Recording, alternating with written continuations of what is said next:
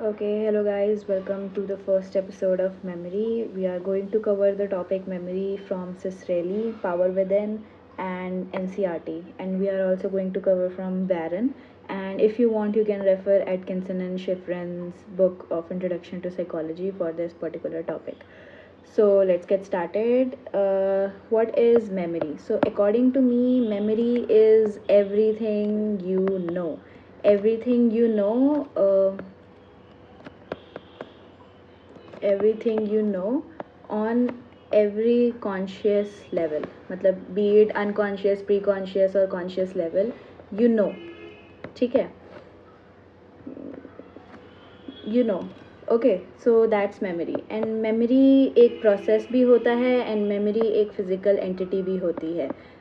जब हम biological basis of behaviour पढ़ेंगे तो उसमें हम पढ़ेंगे कि जो हमारा ब्रेन है, जैसे जैसे जैसे हमारी मेमोरी डेवलप होती जाती है, हम इंफॉर्मेशन अबाउट द वर्ल्ड हमें और कॉम्प्लेक्स मिलती रहती है. जैसे जैसे हम ग्रो करते हैं वैसे वैसे हमारे ब्रेन में जो रिंकल्स होते हैं वो और भी ज़्यादा फाइन होने लगते हैं, मतलब और भी ज़्यादा रिंकल्स बनते जाते हैं हमारे ब्रेन में, जिसको हम जायरस कहते हैं. जो ग्रे मैटर होता है ना हमारे ब्रेन का, that is because we form a lot of memory as we age. Processes में मेमोरी का होता है इनकोड्स. मेमोरी का जो काम होता है एज अ प्रोसेस वो होता है इनकोड करना, यानी इन्फॉर्मेशन इन्वायरमेंट से लेके ब्रेन में इनपुट करना. जो सेंसरी इन्फॉर्मेशन हमें इन्वायरमेंट से मिलती है विजुअल सेंसरी के थ्रू, यानी हमारी आँखों के थ्रू जो भी हम देखते हैं, या फिर ऑडिटरी सेंसरी के थ्रू, कानों के थ्रू जो भी हम सुनते हैं, touch, taste, smell, everything that are sensory registers and sends the information to brain, that is called encoding. And encoding दो टाइप की होती है. First effortful and second automatic. Okay, effortful में होता है जो हम पर्टिकुलरली अटेंशन दे के कॉन्शियस एफर्ट्स के थ्रू कर रहे हैं. जैसे कि अभी हम ये चैप्टर समझने की कोशिश कर रहे हैं, तो मैं जो जो बोल रही हूँ वो तुम्हारी मेमोरी में कहीं ना कहीं रजिस्टर हो रहा है, तो that is effortful encoding. And automatic encoding होता है जो अपने आप होती है, जिसको आप ज़्यादा अटेंशन पे नहीं करते. सपोज़ कि आज खाने में सुबह क्या खाया था, लाइक आप जानबूझ के उसको रजिस्टर करने की कोशिश नहीं कर रहे, but it is there in your memory. अगर 4 दिन बाद कोई पूछे कि इस दिन तुमने सुबह क्या खाया था, तो you might be able to recall it, right. So that is encoding, effortful and automatic. Then memory का काम होता है इन्फॉर्मेशन को स्टोर करना. अब इन्फॉर्मेशन स्टोर होती है या तो शॉर्ट टर्म मेमोरी में, या तो लॉन्ग टर्म मेमोरी में, या तो सेंसरी मेमोरी में. इसके बारे में हम अभी बात करेंगे जब हम मॉडल्स ऑफ मेमोरी करेंगे. Then retrieval of memory. जो भी हम मेमोरी में स्टोर करते हैं उसको हम रिट्रीव भी करते हैं जब हमें ज़रूरत होती है. जैसे कि अभी हम मेमोरी का चैप्टर पढ़ रहे हैं एंड CUET के एग्ज़ाम के टाइम पे हम इसको रिट्रीव करेंगे जो भी इंफॉर्मेशन हमने पढ़ी है, राइट. सो ये होता है प्रोसेसेस ऑफ मेमोरी में. फिजिकल एंटिटी भी होती है मेमोरी एंड प्रोसेस भी होती है मेमोरी. एंड मेमोरी क्या होती है? Everything you know about everything. जो भी अवेलेबल इंफॉर्मेशन है इन्वायरमेंट में जो आपने याद की है, that all gets into your memory. Then हम मॉडल्स की बात करेंगे मेमोरी में. सो पहला मॉडल है information processing model, parallel distribution processing model, parallel let me write parallel distributed processing model. Then levels of processing model by Craig and Lockhart. So information processing model जो है, it focuses on the way information is processed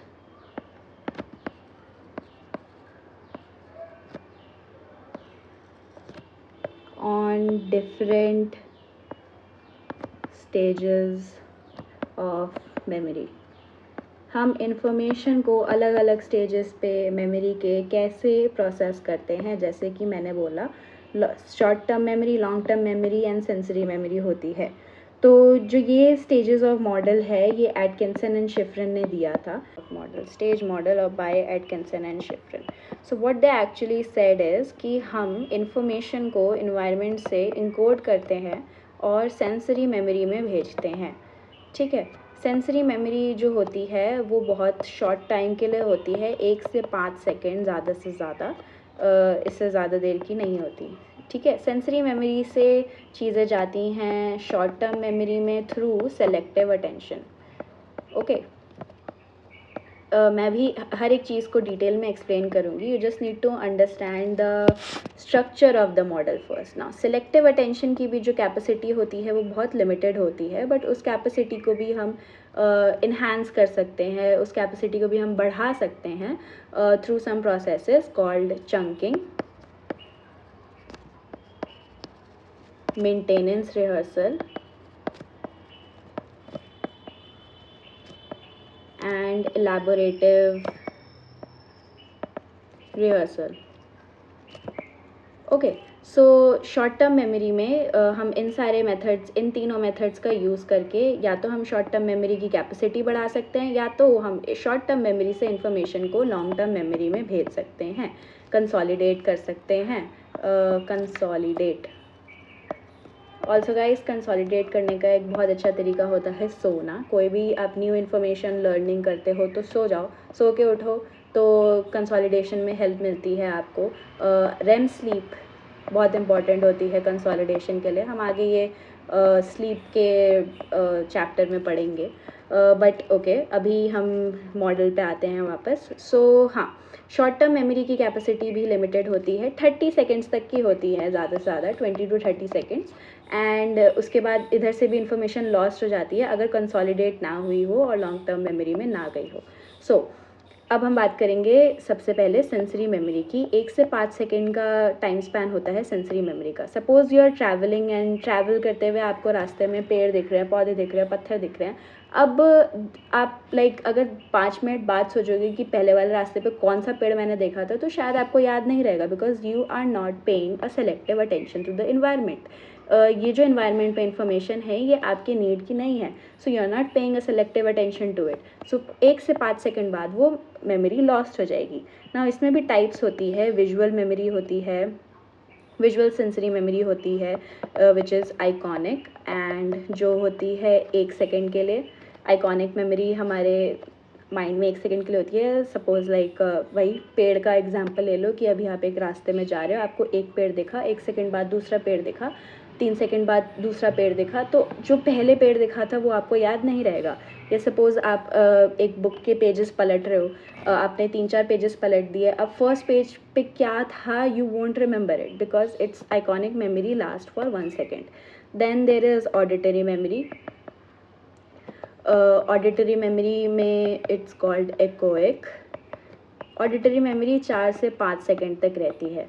ना very interesting thing that happens with all of us is कि कभी कभी ऐसा होता है ना कि मम्मी आवाज़ लगा रही होती है, but we don't pay attention to it, and 4 से 5 सेकेंड बाद रियलाइज़ होता है अरे यार मम्मी कुछ कह रही थी, जाके पूछ लूँ। तो मम्मी फिर बोलती है कि तब तो सुना नहीं, अब क्यों सुन रही हो, ड्रामे मत किया करो, राइट। बट एक्चुअली में हम ड्रामे नहीं कर रहे होते, हमारी मेमोरी में वो इन्फॉर्मेशन रहती है, बट बिकॉज हम उसको सेलेक्टिव अटेंशन नहीं देते, इस वजह से या तो वो लॉस्ट हो जाती है या तो वो रहती है और हम सेलेक्टिव अटेंशन 4 से 5 सेकेंड के बीच में देते हैं, तो हम रिकग्नाइज कर लेते हैं कि हाँ चलो मम्मी ने बुलाया था। सो इकोइक मेमोरी जो ऑडिटरी, जो हम कानों से सुनते हैं, वो 4 से 5 सेकेंड तक रहती है, जिसकी वजह से जो भी हम सुनते हैं उसको रिस्पॉन्ड करने के लिए हमारे पास 4 से 5 सेकेंड का टाइम होता है before it gets lost. Then there is touch memory which is called haptic. ठीक है, इसका भी टाइम ड्यूरेशन 4 से 5 सेकेंड रहता है। अगर किसी ने आपका हाथ पकड़ लिया तो आपको जो फीलिंग होती है हाथ पकड़ने की वो रहती है 4 से 5 सेकेंड तक आपकी मेमोरी में। ठीक है, इमीडिएटली आपको कभी कभी होता है कि कोई आपको आप क्राउड में हो, कोई आपको टच करके चला गया, बट आपको नहीं पता चलता, बट थोड़ी देर बाद आपको रियलाइज़ होता है कि यार शायद somebody tapped on my shoulder, या कोई मुझे बुला रहा था, या something like that, somebody touched me, right. So 4 से 5 सेकेंड तक मेमोरी में वो रहता है। ठीक है, जो विजुअल मेमोरी है इसको 1 सेकेंड तक रहती है। ये एक्सपेरिमेंट जॉर्ज स्पर्लिंग का था।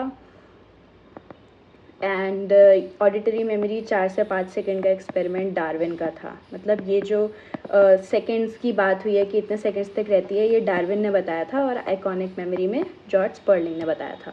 ओके, सो ये है कि सेंसरी मेमोरी, जो ये टाइप्स की हमारी सेंसरी मेमोरी होती है, सेंसरी मेमोरी सेलेक्टिव अटेंशन के थ्रू शॉर्ट टर्म मेमोरी में जाती है। अब शॉर्ट टर्म मेमोरी का भी कैपेसिटी लिमिटेड होता है 30 सेकेंड्स तक।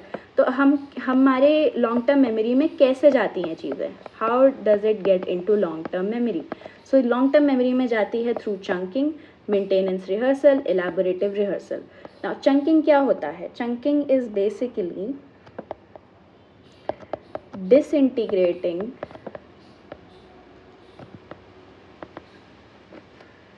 large information into small units and make it larger unit। समझ में आया?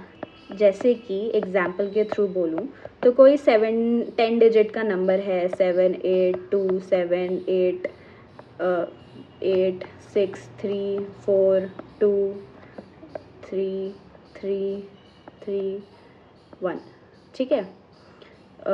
तो अगर हमें इस नंबर को याद करना है तो पहले हम 7 8 2 याद करेंगे, फिर 7 8 6 याद करेंगे, फिर 3 4 2 याद करेंगे और लास्ट में 1 याद कर लेंगे, राइट। और ये छोटे छोटे यूनिट्स में हमने नंबर को डिवाइड कर दिया, एक सीरीज़ बना दी और ये छोटे छोटे यूनिट्स मिलके हो गए बड़े number. So as a chunking method हम छोटे छोटे चंक्स में चीज़ों को याद कर लेते हैं एंड वो छोटे छोटे चंक्स धीरे धीरे एक लार्जर यूनिट बन जाते हैं। लाइक सपोज जब हम वो मेमोरी गेम भी खेलते हैं ना, तो हम क्या करते हैं, हम 5 लोग बैठे होते हैं, फ्रूट्स के नाम ले रहे होते हैं, कोई एप्पल बोलता है, फिर कोई बोलता है बनाना एप्पल, फिर कोई बोलता है एप्पल बनाना वाटरमेलन। तो हम फर्स्ट इन्फॉर्मेशन को याद रखते हैं अपनी मेमोरी में, फिर सेकंड इन्फॉर्मेशन को याद करते हैं, फिर थर्ड इन्फॉर्मेशन को याद करते हैं और धीरे धीरे करते हुए एक बड़ा सा यूनिट बना लेते हैं, दैट इज़ कॉल्ड चंकिंग। ठीक है, छोटे छोटे यूनिट्स में इंफॉर्मेशन को डिवाइड कर दो और एक बड़ा यूनिट बना लो, ठीक है। तो इसके थ्रू चीज़ें लॉन्ग टर्म मेमोरी में भी जा सकती हैं थ्रू चंकिंग। जो हम किसी का नंबर याद करते हैं तो पापा मम्मी का नंबर हमें याद रह जाता है, अब कभी भी बोलो तो अब बता देते हो। वाई? बिकॉज चंकिंग के साथ साथ हमने एक मेंटेनेंस रिहर्सल का भी एक प्रोसेस किया अपने साथ, मेंटेनेंस रिहर्सल का भी मेथड यूज़ किया। मेंटेनेंस रिहर्सल इज़ बार बार एक ही इन्फॉर्मेशन को रिपीट करते जाओ, तो इस वजह से जो आपके शॉर्ट टर्म मेमोरी में इंफॉर्मेशन है वो लॉन्ग टर्म मेमोरी में भी चली जाती है, ठीक है। तो एक चीज़ थी जो जॉर्ज मिलर ने बोली थी कि हमारी जो शॉर्ट टर्म मेमोरी की कैपेसिटी होती है, STM की जो हमारी कैपेसिटी है, दैट इज़ 7 + -2, यानी 5 से 9 आइटम्स हमारी शॉर्ट टर्म मेमोरी में एक बार में रह सकते हैं। सपोज़ अगर मम्मी बोलती है कि बाहर से सामान ले आओ, तो सामान लाने के लिए वो लिस्ट देती है तुम्हें कि आलू, बैंगन, गोभी, पत्ता गोभी, ब्ला ब्ला ब्ला, जो भी है, ये 5-6 आइटम्स ले आओ। तो तुम्हें वो 5-6 आइटम्स याद रहेंगे अगर तुम बार बार अपने आप को बोलते हुए जाओगे कि हाँ ये सामान मम्मी ने बोला था लाने के लिए, ठीक है। बट अगर मम्मी 12-13 चीज़ें बता देगी तो तुम्हारी शॉर्ट टर्म मेमोरी में वो नहीं रहेगा। अगर कितनी भी बार तुम मेंटेनेंस रिहर्सल कर दो, बार बार उस इन्फॉर्मेशन को रिपीट करते जाओ, फिर भी वो नहीं रहेगा, बिकॉज तुम्हारी शॉर्ट टर्म मेमोरी की कैपेसिटी नहीं है उसको होल्ड करने की, अनटिल एंड अनलेस तुम एलैबोरेटिव रिहर्सल मेथड का यूज़ करो ना। एलैबोरेटिव रिहर्सल मेथड का ये मतलब होता है कि हम इस 12 से 13 आइटम के साथ कुछ ऐसा एसोसिएट कर दे जो हमारी मेमोरी में ऑलरेडी एग्जिस्ट करता हो। अपनी एग्जिस्टिंग मेमोरी के साथ न्यू मेमोरी को एसोसिएट कर दें, ठीक है, एसोसिएट न्यू मेमोरी। उसकी वजह से जो हमने नई चीज़ सीखी है वो हमारी लॉन्ग टर्म मेमोरी में चली जाएगी, ठीक है। जैसे कि एग्जांपल, मम्मी ने बोला आटा ख़त्म हो गया है, मैदा ख़त्म हो गया है, दाल ख़त्म हो गई है, ऐसे करके लिस्ट ऑफ आइटम्स दिए। तो what you will do is एक मेंटल रिप्रेजेंटेशन बना लोगे दिमाग में कि हाँ चलो पहले मैं घुसता हूँ तो आटे का डब्बा रखा होता है वो ख़त्म है, फिर मैदे का डब्बा रखा होता है वो ख़त्म है, फिर बेसन का डब्बा रखा होता है वो ख़त्म है। तो मेंटल रिप्रेजेंटेशन के थ्रू किचन में कौन कौन सी जगह पे क्या क्या सामान रखा होता है जो जो ख़त्म है वो मैंने याद कर लिया है, तो उस वजह से मुझे रिकॉल करने में ईजी रहेगा। मतलब वो मेरे लॉन्ग टर्म मेमोरी में चला गया है कि अगर 1-2 घंटा भी मुझे लगा सामान लेते लेते तो मुझे सारा सामान याद रहेगा। ऑफ कोर्स ईजी मेथड यही है कि तुम अपने फ़ोन में लिख लो या पेपर पे लिख के ले जाओ, but I am just giving you an example कि लॉन्ग टर्म मेमोरी में चीज़ें जाती कैसे हैं। एलैबोरेटिव रिहर्सल इज एग्जिस्टिंग मेमोरी के साथ न्यू मेमोरी को कनेक्ट कर लो, एसोसिएट कर लो, कनेक्ट कर लो, जिससे चीज़ें लॉन्ग टर्म मेमोरी में चली जाती हैं। सो long term memory and short term memory को इनकोड किया जाता है अलग अलग तरीके से। जैसे लॉन्ग टर्म मेमोरी में चीज़ें इनकोड होती हैं सिमेंटिकली, जैसा कि मैंने बोला कि कैटेगराइजेशन के थ्रू या फिर एसोसिएशन के थ्रू हम चीज़ों को याद करते हैं, लॉन्ग टर्म मेमोरी में भेजते हैं। एंड शॉर्ट टर्म मेमोरी में चीज़ें यूजुअली एकूस्टिकली होती है, यानी किसी चीज़ की साउंड दिमाग में रह जाती है कि राइमिंग्स कर लेते हैं, या जैसे हमने मेंटेनेंस रिहर्सल में बोला कि बार बार रिपीट करते जाओ इन्फॉर्मेशन को, तो वो एकूस्टिकली रजिस्टर होता है शॉर्ट टर्म मेमोरी में। तो एक बार हम ठीक से इसको रिवाइज़ कर लेते हैं। अभी तक मैंने ये बताया कि हम इन्फॉर्मेशन इनकोड करके सेंसरी मेमोरी में भेजते हैं, जिसका कैपेसिटी काफ़ी लिमिटेड होता है, काफ़ी शॉर्ट होता है, शॉर्ट कैपेसिटी एंड शॉर्ट और लिमिटेड कैपेसिटी, और 1 से 4 सेकंड तक रहता है इसमें कोई भी मेमोरी। उसके बाद सेलेक्टिव अटेंशन के थ्रू हम सेंसरी मेमोरी से शॉर्ट टर्म मेमोरी में चीज़ें भेजते हैं। शॉर्ट टर्म मेमोरी की कैपेसिटी भी लिमिटेड होती है, 20 to 30 सेकेंड्स तक की होती है। एंड शॉर्ट टर्म मेमोरी में शॉर्ट टर्म मेमोरी की जो स्पेस होती है वो 7 + -2 होती है, जो जॉर्ज जे मिलर की थ्योरी है कि 5 से 9 आइटम्स एक बार में शॉर्ट टर्म मेमोरी में रहते हैं। एंड शॉर्ट टर्म मेमोरी की कैपेसिटी को बढ़ाने के लिए एंड शॉर्ट टर्म मेमोरी से लॉन्ग टर्म मेमोरी में चीज़ों को भेजने के लिए chunking method, maintenance rehearsal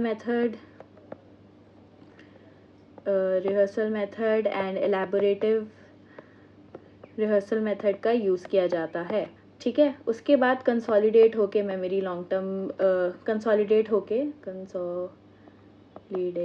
memory long term memory में चली जाती है। एंड लॉन्ग टर्म मेमोरी की कैपेसिटी मतलब अनलिमिटेड होती है एंड लाइफ टाइम तक रहती है। ठीक है, तो this is all about how information processing model views memory as. ठीक है, मेमोरी के प्रोसेस कैसे टेक्स प्लेस करता है according to information processing model. ठीक है, तो इस मॉडल का एक लिमिटेशन है जो शैलिस एंड वॉरिंगटन ने दिया था। शैलिस and Warrington,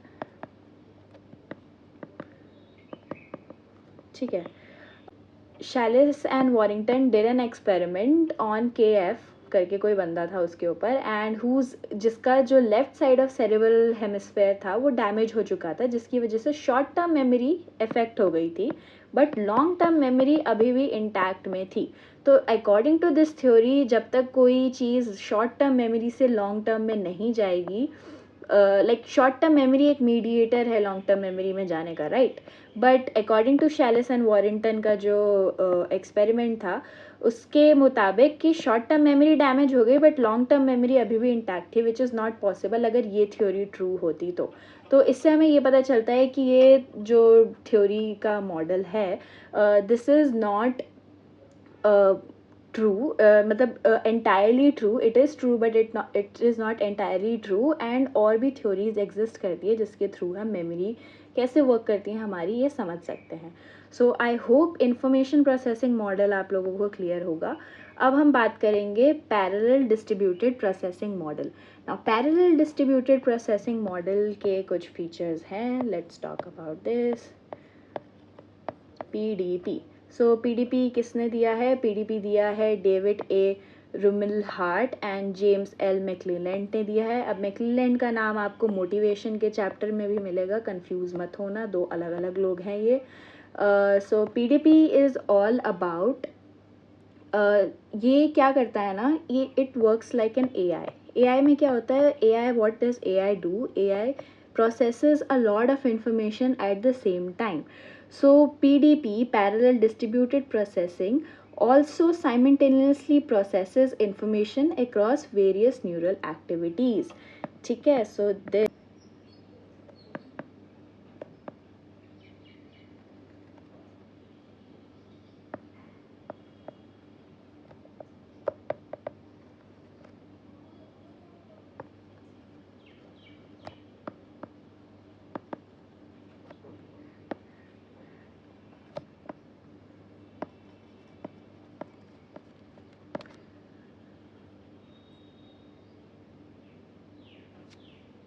it also allows to recall different aspects of memory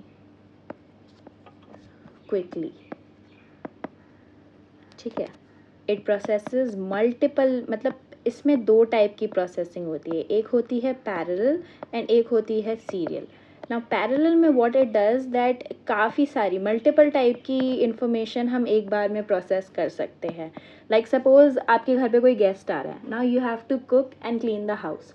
now simultaneously जैसे जैसे आप सोच रहे हो कि आपको खाने में क्या क्या बनाना है, उसी टाइम आप ये भी सोच रहे हो कि डस्टिंग करनी है, बेड झाड़ना है, बेड ठीक करना है, यू नो एवरीथिंग लाइक झाड़ू पोछा लगाना है, व्हाटएवर जो भी करना होता है. कोई गेस्ट आ रहा होता है तो जो भी प्रिपरेशंस होती है, तो एक टाइप की प्रिपरेशंस तो होती नहीं है, बहुत सारी चीज़ें होती है. सो हम पैरेलली अलग अलग चीज़ों के बारे में साथ साथ सोच सकते हैं, राइट. और ये कैसे सोच सकते हैं, मेमोरी वर्क करती है, right. What we already know comes to the surface, कि हाँ कोई आता है तो कैसे प्रेजेंट करना चाहिए अपने आप को, अपने घर को, वो सारी इन्फॉर्मेशन को यूज़ करते हुए हम चीज़ें प्रोसेस करते हैं, right. So that is PDP saying that जो हमारी मेमोरी है वो पैरेलल प्रोसेसिंग करती है, यानी मल्टीपल चीज़ें एक साथ प्रोसेस करती है. एंड सीरियल प्रोसेसिंग का मतलब होता है कि हर चीज़ एक कैटेगरी में हमारी मेमोरी में डेवलप होती है. जैसे one thing is there, it's called notes. Notes में क्या होता है ना, हम कुछ भी अपनी मेमोरी में स्टोर करते हैं तो वो हम एज अ कैटेगरी स्टोर करते हैं. सपोज हम अगर बोलते हैं बर्ड्स, तो बर्ड्स में we know sparrow, we know crow, we know pigeon, okay. And birds किस में आ जाता है, बर्ड्स आ जाता है एनिमल में. एनिमल किस में आ जाएगा, एनिमल आ जाएगा लिविंग में. तो ऐसे चीज़ों की कैटेगरी सेट होती है. लाइक अगर हम अपने कबर्ड की बात करें, कबर्ड में एक एक कॉर्नर होगा क्लोथ्स के लिए, एक कॉर्नर होगा यू नो एक्सेसरीज़ के लिए, एक कॉर्नर होगा यू नो अंडरगारमेंट्स के लिए, एक शू कॉर्नर होगा, ओके. ऐसे अलग अलग कॉर्नर्स होते हैं, राइट. एंड क्लोथ्स में भी पैंट्स है, शर्ट्स हैं, उसको अलग तरीके से रखते हैं. एक्सेसरीज़ अलग अलग टाइप की, अगर हैंड की एक्सेसरीज़ है तो एक डब्बे में रखी है, नेक की एक्सेसरीज़ है एक डब्बे में रखी है, अंडरगारमेंट्स को भी अलग अलग तरीके से रखा है, सॉक्स को अलग रखा है, यू नो. तो व्हाट वी डू इज़, हमारी मेमोरी भी इसी तरह एक कैटेगरी में हायरार्किकली प्रेजेंट होती है. जैसे suppose this is our heading and उसके अंडर क्या क्या सब टॉपिक्स आते हैं, ठीक है. उसके बाद उसके अंडर क्या क्या सब टॉपिक्स आते हैं. इसी तरीके से हमने अपनी मेमोरी भी स्टोर कर रखी होती है. तो सीरियल प्रोसेसिंग का यही मतलब है, हम नोट्स का इस्तेमाल करते हुए मेमोरी को रिट्रीव करते हैं. सो पैरेलल डिस्ट्रीब्यूटेड प्रोसेसिंग का एक पॉइंट है ये भी कि focuses on connections and timing of memory processes. ठीक है, कनेक्शंस का मतलब यही है नोड्स, ठीक है, कि हम नोड्स का इस्तेमाल करते हुए, जैसे यहाँ पे बोला simultaneously processes information across various neural networks. अब ये क्या है जो हमने हायरार्की अपनी मेमोरी में बना रखी है, हर चीज़ की सीरियल वाइज चीज़ों को ऑर्गेनाइज कर रखा है अपनी मेमोरी में. This is our neural networks, ठीक है.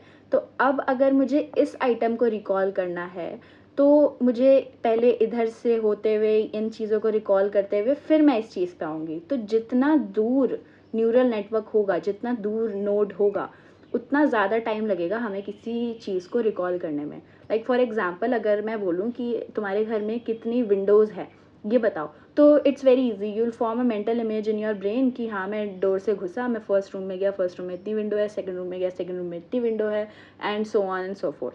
बट अगर मैं बोलूँ कि तुम्हारे घर में कितनी बेड शीट्स हैं ये रिकॉल करो, so what you will do is mental image बनाओगे दिमाग में कि हाँ मैं इस रूम में गया, इस वाले बेड पे, फर्स्ट रूम में फर्स्ट बेड पे ये वाली बेडशीट बिछती है, ये वाली बिछती है, ये वाली बिछती है, अच्छा 3 इस रूम की है, देन सेकंड रूम में गया।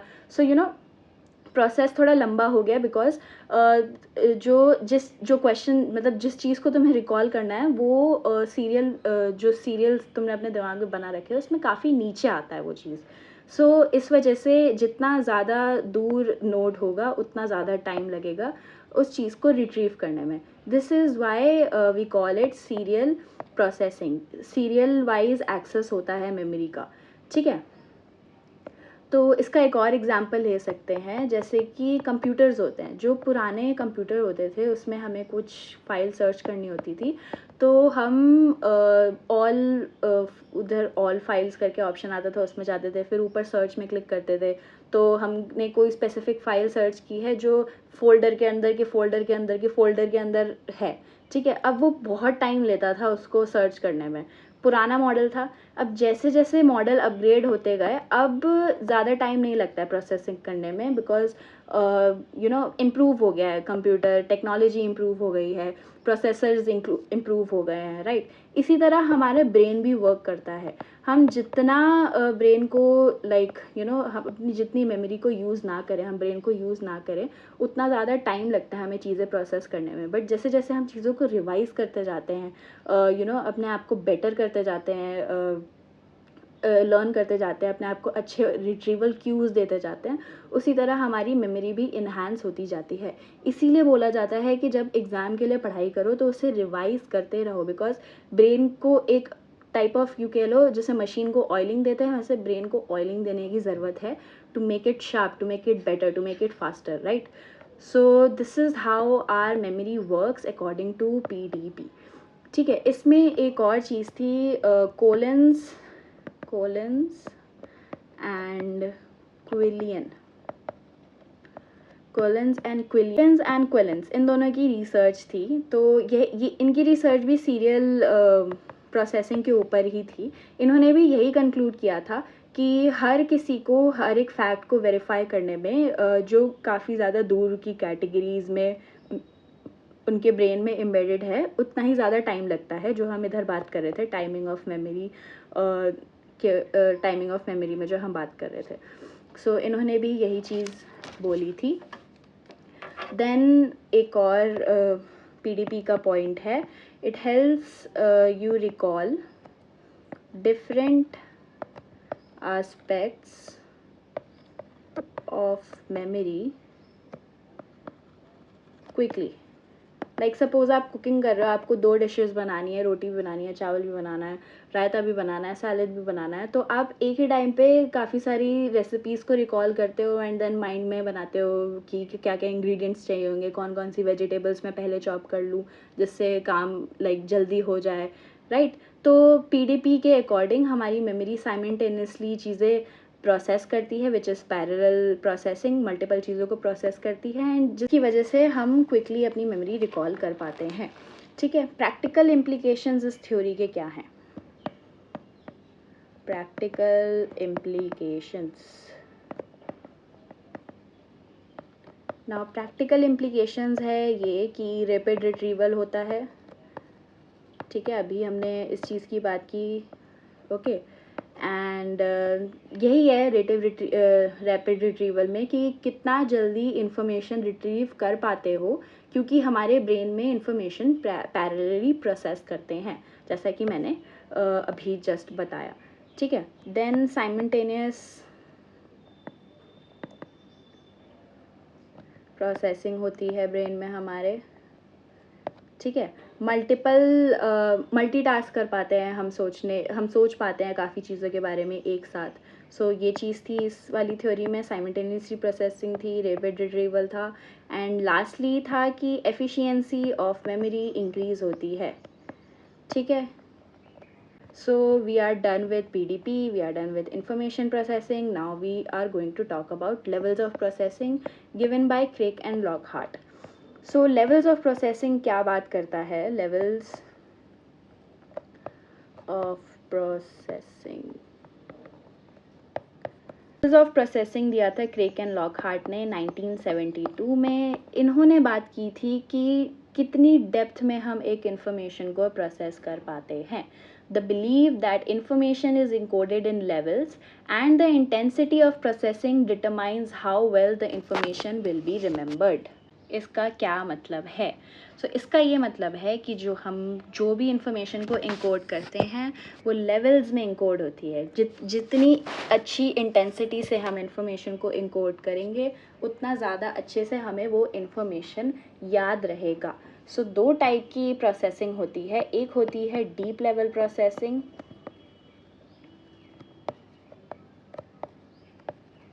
एंड एक होती है शैलो लेवल प्रोसेसिंग,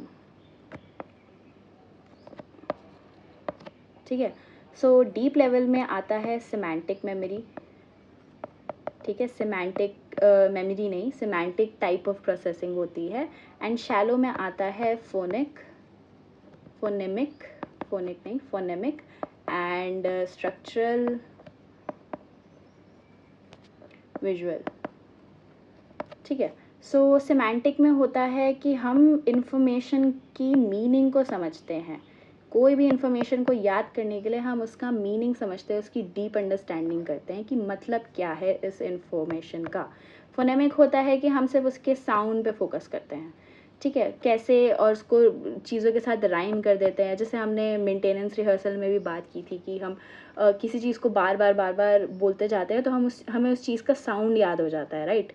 तो कभी कभी ऐसे भी होता है ना कि तुम्हें कोई वर्ड याद नहीं आ रहा होता है but you just remember the sound of it, you remember the first letter of it and you like इस ऐसा वर्ड था, इस एम से स्टार्ट होता था उसका नाम, माया करके कुछ इस टाइप का नाम था, एंड देन धीरे धीरे करते करते तुम्हें फिर एग्जैक्ट वर्ड याद आ जाता है, राइट।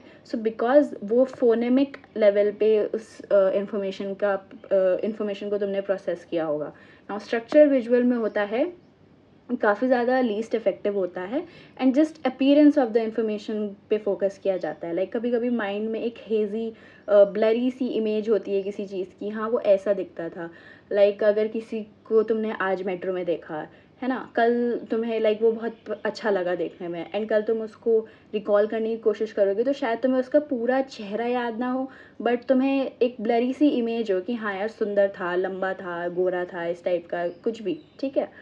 अगर एग्ज़ाम्पल के थ्रू समझना हो तो एग्ज़ाम्पल इसका लेते हैं कि सपोज़ ये लिखा मैंने बर्थडे।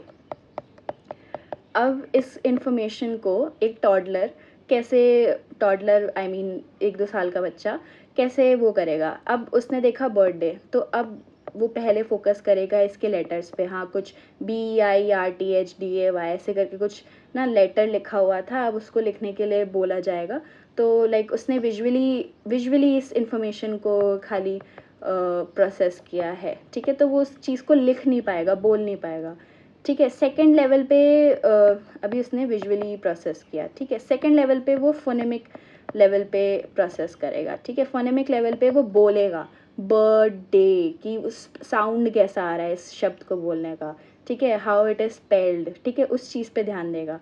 एंड थर्ड वो इसके मीनिंग पे ध्यान देगा। मीनिंग यानी कि मेरा बर्थडे कब आता है, मेरा बर्थडे 2 जुलाई को आता है तो 2 जुलाई, तो लाइक बर्थडे का मतलब होता है कि मैं किस दिन पैदा हुआ हूँ, इस टाइप का, ठीक है। तो वो मीनिंग की तरफ देख रहा है। This is what levels of processing is. तो अब हम तीनों मॉडल में अगर देखा जाए तो कौन सा मॉडल सबसे बढ़िया है, सबसे एक्यूरेट है, अगर हम इस क्वेश्चन पे ध्यान दें तो ये क्वेश्चन इनवैलिड होगा अकॉर्डिंग टू सिसरेली। उसमें ऐसा लिखा हुआ है कि क्वेश्चन ये नहीं है कि कौन सा मॉडल सबसे ज़्यादा वैलिड है, क्वेश्चन ये है कि किस मॉडल से हमें मेमोरी के बारे में किस टाइप की अंडरस्टैंडिंग मिलती है। जैसे पीडीपी से हमें ये समझ आता है कि हम मेमोरी प्रोसेस करते हैं थ्रू न्यूरल नेटवर्क्स, ठीक है। इंफॉर्मेशन प्रोसेसिंग से हमें ये समझ आता है कि मेमोरी डिफरेंट स्टेजेस से गुजरती है चीज़ों को प्रोसेस करने के लिए। एंड डीप लेवल प्रोसेसिंग से हमें ये समझ आता है कि मेमोरी काफ़ी सारे लेवल्स में प्रोसेस होती है, एंड हर लेवल से हमारी मेमोरी कितनी स्ट्रॉन्ग है वो डिटरमाइन होता है। तो तीनों टाइप के मॉडल्स हमने कर लिए हैं। ये मोटा मोटी मैंने सिसरेली पावर विद इन एनसीईआरटी को मिला के कंटेंट बनाया है। एंड यू कैन रीड सिसरेली का 13.1 वाला part, and power with in भी देख लेना एंड एनसीईआरटी भी देख लेना, वहाँ पे इसका मिल जाएगा। नेक्स्ट वीडियो में मैं आगे की थ्योरीज वगैरह एक्सप्लेन करूँगी। सो आई होप अभी तक तुम्हें सब समझ आ गया हो, और अगर कुछ नहीं समझ आया हो कमेंट करके बताओ। And also share this video among your friends जो भी CUET का प्रिपेयर कर रहे हैं। And thank you. Next video में मिलते हैं। Bye bye.